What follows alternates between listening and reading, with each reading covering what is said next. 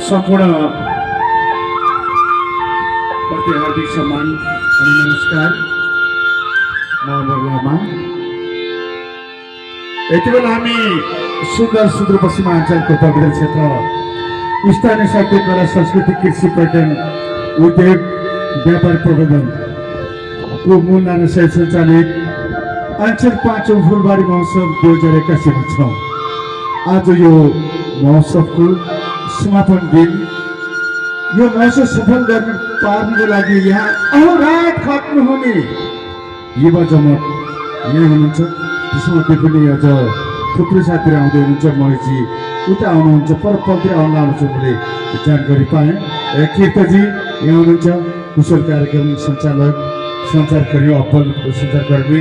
यसै गरी यहाँ हामीलाई अकल भण्डारज्यू, तपाईँको त त्यो बयान जति गरे पनि कम अभावै हुन्छ। यसै गरी विजय मिश्राज्यू, तपाईँले जुन देन दिनुभएको छ यो महोत्सव सफल पार्न लागि, त्यसलाई हामीलाई साह्रै गाह्रो र कठिन पनि छ। हाम्रो यो महोत्सव सफल पार्न लागि जे जति दाजुभाइ दिदीबहिनी आउनुभएको छ, यहाँ उपस्थित हुनुभएको छ, सबैले साथ दिइराख्नु भएको यो महोत्सवमा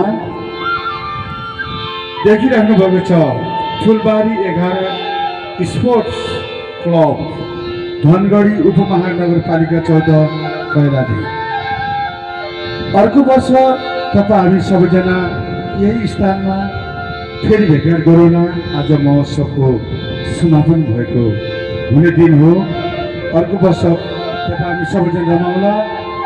हाम्रो वाद्यवादक मित्र दोय नन्दराम बोडा मगर र टेक बहादुर रोका मगर ज्यूलाई पनि धन्यवाद दिँदै बिदा हुन्छु।